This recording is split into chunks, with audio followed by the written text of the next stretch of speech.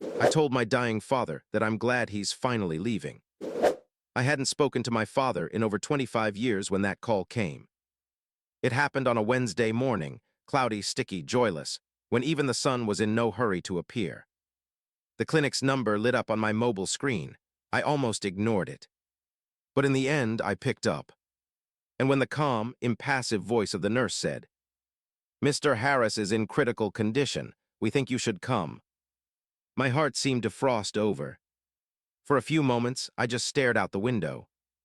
Raindrops slowly trickled down the glass, long, winding trails, reminiscent of the chaos in my thoughts. I hadn't heard that name, Mr. Harris, in an eternity. Not Dad. Not Father. Just Mr. Harris. I convinced myself I wouldn't go there. That I owed him nothing. He had made it clear long ago that I was nobody to him. A weakling, a loser, a stain on the family reputation.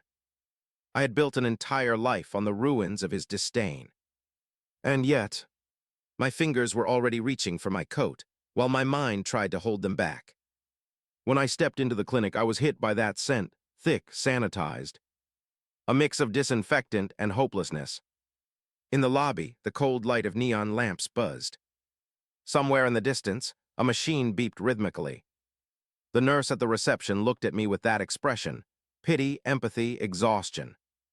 "Room 318, she whispered. "He's still conscious." I froze at the entrance for more than a minute. Long enough for the memories I'd tried to bury for a quarter-century to flood back all at once. The sound of a belt whipping against the table's surface. A scream. His voice rough, furious. "Stop whining, real men don't cry." I was 17 when I heard that for the last time. That night I grabbed my bag, slipped out the window and vanished. Forever. Now standing at the threshold of the room, I felt like that teenager again. Only now he had gray streaks and trembling hands. I swung the door open. He looked tiny. Not the gigantic, dominating man whose figure filled the entire mansion. Pale, emaciated. Skin with a grayish-yellow tint, eyes sunken. It seemed the sheet was about to swallow him, dissolve him. The oxygen mask whistled softly. I stood, just watched. How many times had I imagined this scene, as reconciliation, as payback? But reality turned out different. Empty, icy, emotionless. He opened his eyelids, hearing the door creak. It took a couple of seconds for him to realize who was in front of him. He didn't smile. "Of course not." "So," he rasped, "you showed up after all." No greeting, no glad to see you. Just, you showed up after all. I almost turned my back. But I stayed. Probably out of stubbornness or naive faith. "The nurse mentioned you wanted to see me," I said quietly. He tilted his head, grimacing. "I didn't demand it. It was your aunt who insisted, said we need to reconcile." He spat out that word like expelling a toxin. Then he coughed, sharply, hoarsely, wrenchingly. I pulled up a chair, more to hide the tremor in my knees. He watched me, as if searching for flaws, like in the old days. "Got old," he muttered. "How old are you now?" 38. Don't look like a real man." The same tone. The same modulation. Even on the edge of the grave, the same person. Something inside me cracked, but silently. Without a scream. "I thought maybe you've changed," I said. "Changed," he snorted. "People don't evolve, they just weaken." And that's it. There he was, my entire father, in 3 sentences. I don't know how long we sat there.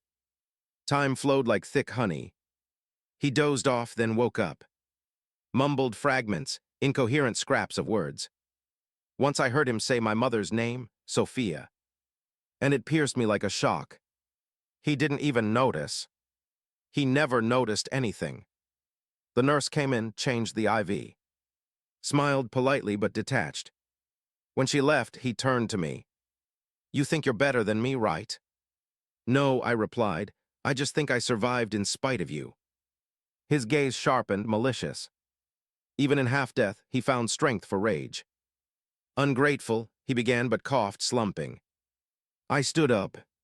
My chest tightened. I wanted to leave. Wanted to leave him in this sanitized hell with his own poison. But I couldn't, because I knew this was the end. And if I left now, the words would stick in my throat. I approached. The machine beeped rhythmically, reminding me that time hadn't stopped. He looked up at me, almost with contempt.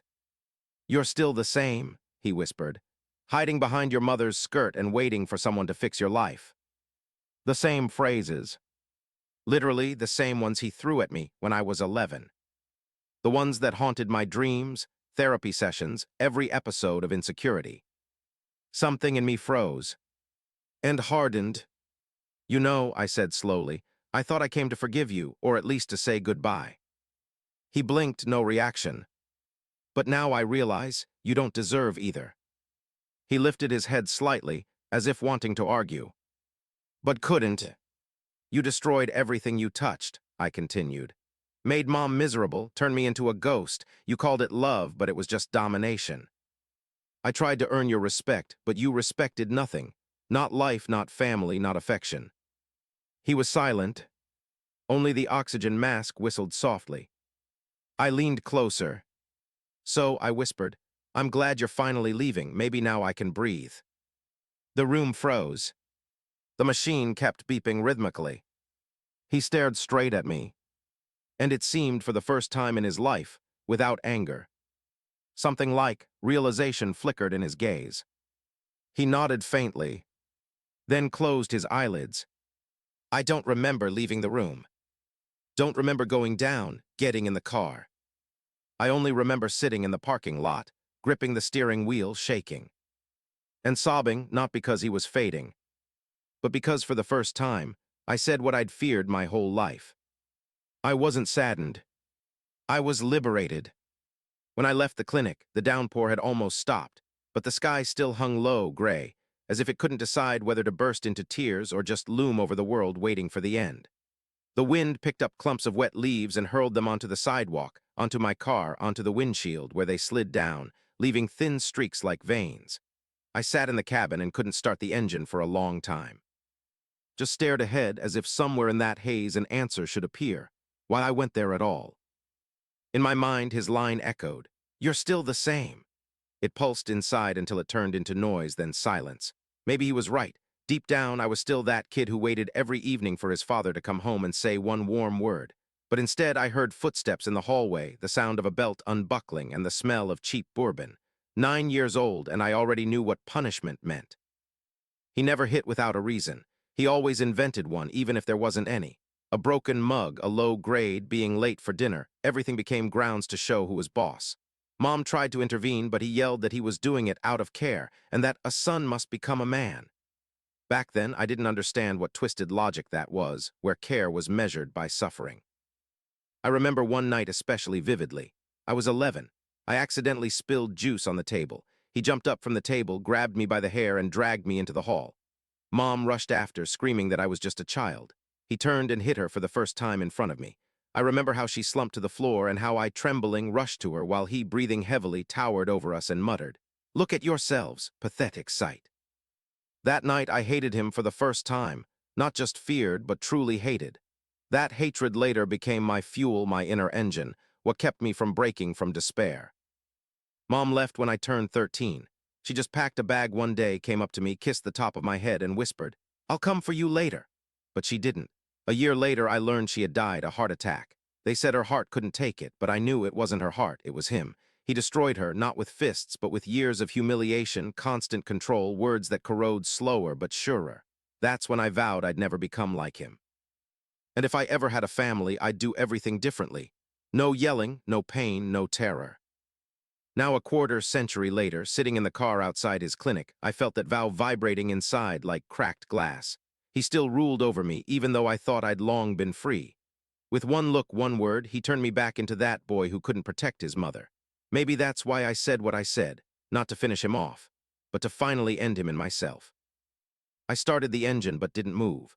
In the rearview mirror, my own shadow flashed. A tired face, pursed lips, eyes with no rage or pity, just vacuum. I remembered how he stood at my graduation ceremony and didn't say a word. Everyone around congratulated me, but he just shrugged and said, "Well, at least you did something right." That's when I realized nothing I ever did would be enough for him. And maybe that's why I'd spent my whole life trying to prove to the world that I was worth something. Career, job, awards, all of it was not for me but against him. When Mom died, he didn't show up at the funeral, said he didn't want to watch that drama. And then a week later, he married another woman. I didn't even know her name until I accidentally saw a photo in the press. He was some minor official back then, and they were captured at a charity event. He stood with a glass of champagne, smirking, as if his whole life was perfect. I looked at that picture and felt everything inside clench from disgust and helplessness. It was a few years before I learned he had another son, my half-brother. I never met him. He didn't know I existed, and honestly, I didn't want him to. I didn't want to be part of that family, part of his legacy. But now, as my father faded, I suddenly caught myself thinking that maybe this guy would come to the funeral, that he'd stand by the coffin, not knowing what a monster the man everyone called a loving father really was. And it chilled me, not the death, but that evil could outlive death in others' memories like a beautiful falsehood. I turned on the headlights and drove off. The road was wet, slippery, but I sped fast, almost without thinking. Snippets of phrases from childhood echoed in my head, and I couldn't silence them. When I was a teenager, he loved repeating, "You're too soft. Nothing will come of you." That's when I first sketched a short story just to escape reality. The teacher praised it, said I had talent, and for the first time, I felt pride. But when I showed it to my father, he just smirked. "Making up stories, that's what you've come to?" Since then, I never shared anything I created with him. And maybe that's why I became a reporter, to prove that words could be stronger than blows. That night, I didn't go back to the apartment. I drove to the bay, the old spot where Mom and I used to walk in the summer when he was away on business. The water was dark still, and in the reflection, I saw myself, an adult man still seeking forgiveness he might never get.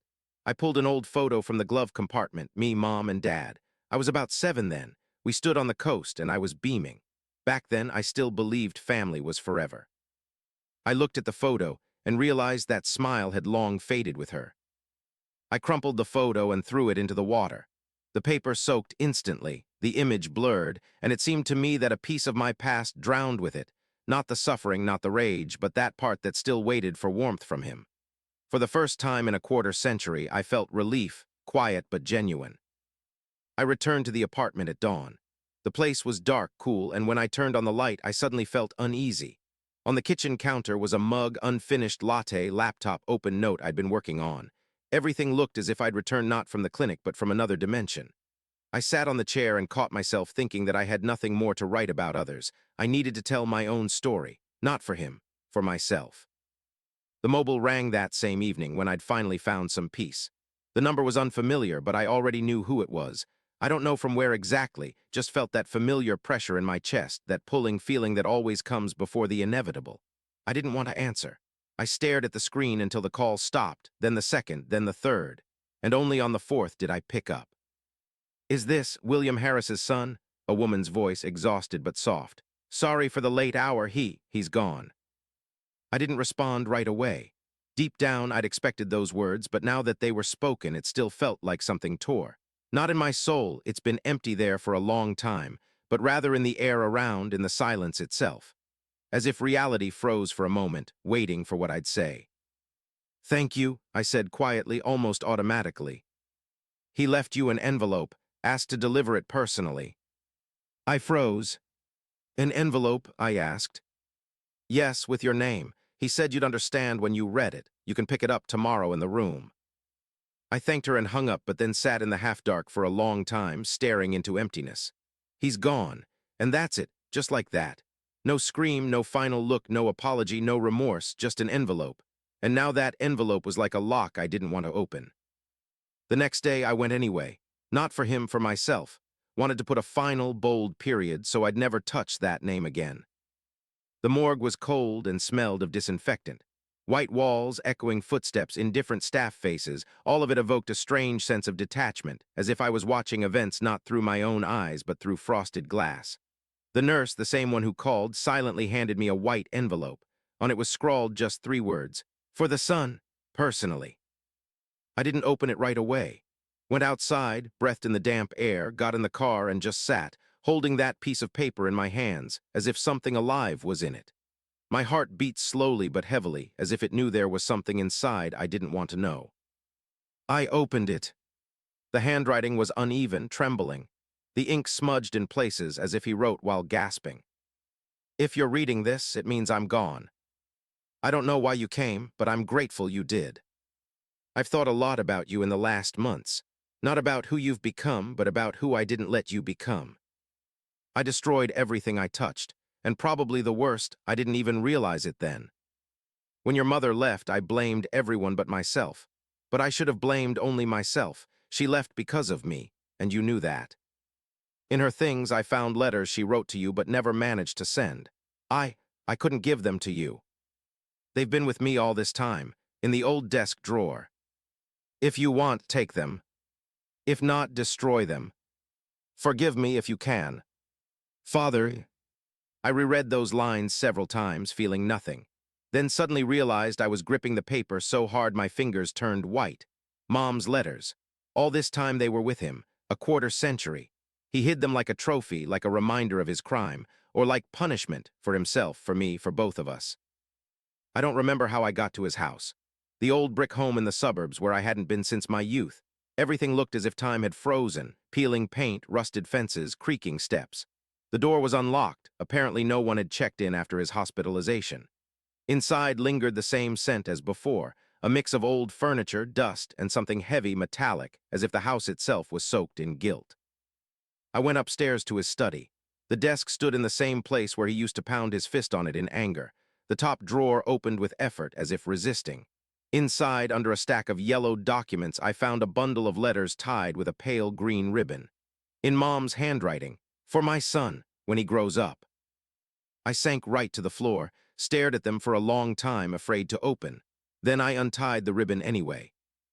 The first letter was brief.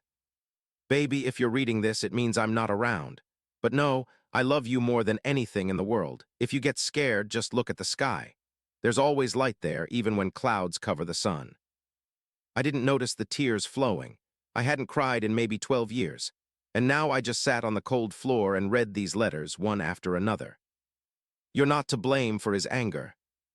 Don't believe him when he says you're a weakling. You're strong because you can feel. Every word was like a blow and balm at once. She knew everything, knew what was happening, knew what I was going through, and still tried to protect me, at least with lines, and he deprived me of that. When I finished the last letter, the sun was already dipping toward the horizon. The room drowned in twilight, and only a beam of light pierced through the dusty window, illuminating the bundle of letters on the floor. I looked at them and felt something transforming inside. Not the pain, it hadn't gone anywhere, but as if the fragment of that kid who'd been screaming in me all this time was finally heard. I stood up, went to the desk, and opened the drawer again. There in the corner lay an old photo, him and Mom, still young, beaming. I took it, looked, and suddenly understood once he might have truly loved her. But then something broke, and from that something, a monster grew. I didn't forgive him, but I understood, and that might be worse than forgiveness. I left the house in the dark. The moon hung low, reflecting in the windows, and the air seemed almost crystalline. I stood on the porch and suddenly said aloud, for the first time in all these years, I'm no longer your son. And added quieter, almost a whisper, but I am hers. I took the letters with me. At home, I carefully placed them in a box, set it on the shelf next to the photo where Mom and I are still together, and realized that's all I needed to keep. Several months passed. I wrote an article, not about him directly, but about people like him, about individuals who mask monsters under the guises of fathers, mentors, idols. It went viral. Hundreds of people wrote to me, some shared their stories, some just thanked me for saying what they didn't dare. One day, I got a message. I'm your half-brother. I read your article. I didn't know what our father was like. But thank you for revealing the truth. Maybe now I can become a different person. I stared at the screen for a long time, not knowing what to reply. Then I just wrote, become what he couldn't become, and sent it. Since then I haven't gone back to that street, that house, that past. Sometimes I dream of Mom, sitting in the kitchen, sipping tea, beaming. I wake up and in my chest isn't suffering, but a strange peace. Because now I know I didn't just survive him, I stepped out of his shadow. And if he could see me now, I wouldn't say thank you or I forgive. but simply, "Now it's over. You have no more power. I'm free." It's been almost 7 months since I read Mom's last letter and erased my father's house from the face of the earth. Though, to be precise, I didn't burn the house myself. I just let it fade away with the past that held me in chains. I sold the land, cleared out everything of value, and left the plot bare, without foundation, without memories, without suffering. Let grass grow there. Let the wind scatter the dust. Let no one know that once a man lived there who could only destroy. Since then, life began to change. Not suddenly, not like in a movie, but quietly, almost imperceptibly, like the first echoes of spring after a long winter. I started sleeping without visions. I began creating again. Not reports, not confessions, but real texts. Narratives without monsters, but with individuals who choose to be different.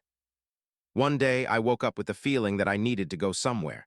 It wasn't a deliberate or impulsive decision, just an inner urge, the kind you feel when it's time to close the cycle.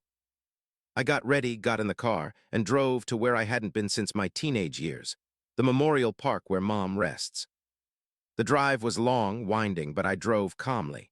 The radio played old tunes she loved, the ones she danced to in the kitchen when everything was still bright.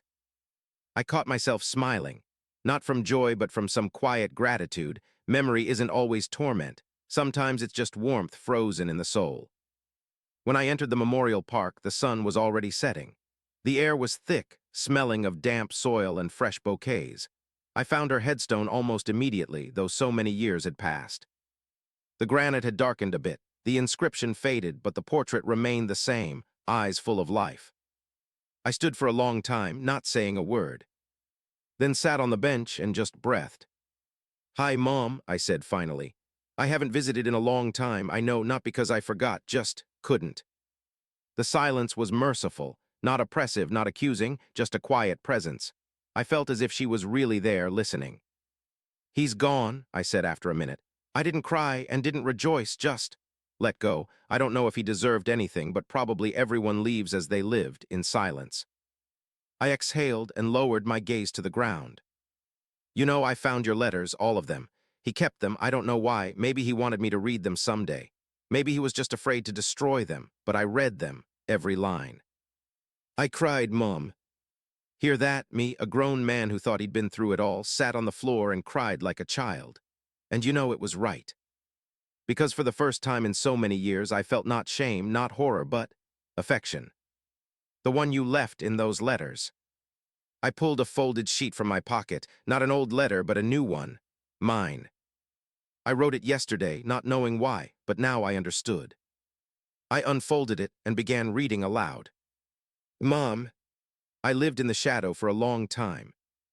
I tried to prove I wasn't like him, but that only kept him closer. Now I live differently. I don't fear becoming a monster because I remember who he was and who you were. I'm no longer angry, not at him, not at myself, not at fate. I just live. And probably that's what you always wanted. Thank you for the light. Your son." I carefully placed the letter under the bouquet, smoothed the soil with my hand, and smiled. "It's okay, Mom. Now it's really okay." On the way back, I stopped at the lake shore, the same one where she and I used to go in the summer when I was little. The water was calm, almost mirror-like, and in the reflection, for the first time in a long while, I saw not a tired, broken individual, but someone alive. Not perfect, not a saint, just alive. I sat on a boulder, pulled out an old lighter from my pocket, the one left from my father, twirled it in my hands for a long time, watching the glints of light slide over the metal. Then, without hesitation, threw it into the water. Let it sink, let it stay where it belongs, at the bottom. When the lighter's flame went out under the water, I felt an invisible burden lift from my shoulders. I just sat and watched the sunset. And in that moment I realized, silence no longer scares me. It's my refuge. Several weeks passed. I got a message, not from relatives, not from editors, but from a woman named Elizabeth. She wrote, "I read your article. I'm caring for my father who was cruel to me in my youth. Your words helped me understand that I have the right not to forgive, but at the same time, not to hate. Thank you." I reread that message several times. At some point I realized I no longer write to vent pain. I write so someone else stops drowning in theirs. And maybe that's the essence of everything I've been through. Today, I live in a different apartment, small but bright. I have no photos of my father, but there's Mom in the one and only photo where we're laughing. Sometimes I talk to her out loud, not because I expect a response, but because it's become a ritual. And every time I say Mom, it no longer hurts. I brew coffee, open the window, let in the evening breeze, and think. Maybe forgiveness isn't words. It's just the moment when you choose to live, even if the past left scars. I'm not a saint. I'm not an idol. I'm just an individual who survived. And now lives. Sometimes I imagine her looking at me from that photo. Her gaze is warm as if saying, "Now you've realized." And I nod, whisper back, "Yes, Mom, now I've realized." And that's all that's needed.